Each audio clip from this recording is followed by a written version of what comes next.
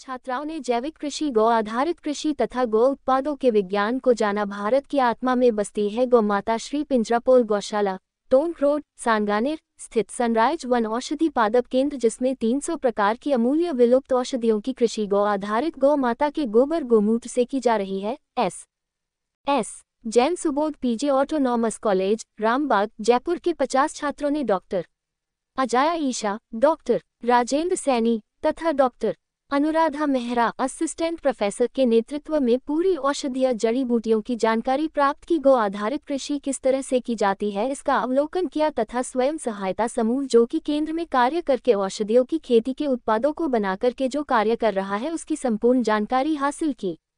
भारतीय गौशाला सहयोग परिषद के अंतर्राष्ट्रीय संयोजक व भारतीय जैविक किसान उत्पादक संघ के अध्यक्ष डॉक्टर अतुल गुप्ता द्वारा बड़े स्नेह से छात्र छात्राओं को औषधीय पादपों की खेती जैसे कि एलोवेरा, आंवला, मोरिंगा, अश्वगंधा, शतावर, तुलसी, स्टीविया, सफेद मूसली, काली हल्दी, किनोवा, चिया, लिमनग्रास, पत्थरचट्टा, मीठा नीम, खास पामारोसा तथा अन्य बहुमूल्य औषधियों की खेती के विषय में लाभ, हानि, उपयोग तथा जलवायु के विषय में बताया।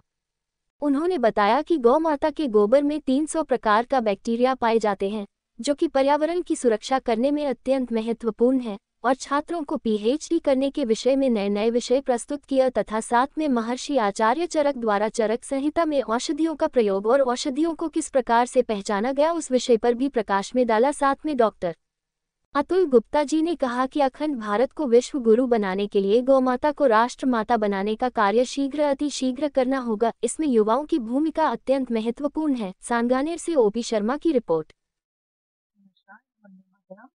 Myself, Dr. Alia Isha, Department of Botany, Assistant Suboध पीजी Autonomous College। आज हम यहाँ पर सांगानेर पिंजरपोल गौशाला में जो इंस्टीट्यूट है यहाँ पर आए, और यहाँ पर हमें अतुल गुप्ता जी के साथ में जितने भी उनके मेंबर्स थे, सबका बहुत सहयोग मिला। हमारे साथ में हमारे MSc botany semester first, semester third के बच्चे हमारे साथ में आए, फाइनल बॉटनी के बच्चे, जो यहाँ पे औषधीय पौधों के बारे में काफी जानकारी ली, किस तरह से हम उनको नेचुरल प्रोडक्ट्स बनाने के काम में ले सकते हैं, उसके बारे में जान लिया।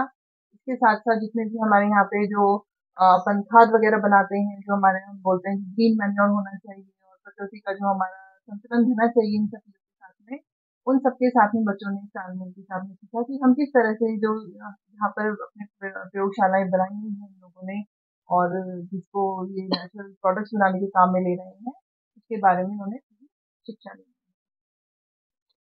वंदे गौ मातरम। मैं डॉक्टर अतुल गुप्ता, अखिल भारतीय गौशाला सहयोग परिषद अंतर्राष्ट्रीय संयोजक। आज हमारे पिंजरापोल गौशाला, जिसके अंदर वैदिक औषधीय पादप केंद्र है, जहां 300 प्रकार की जड़ी बूटियों की खेती होती है, जहां किसानों को प्रशिक्षण दिया जाता है, जहां युवाओं को जो है ये जैविक कृषि व जीवन जीने की कला तथा आयुर्वेद के वेदों का अध्ययन कराया जाता है।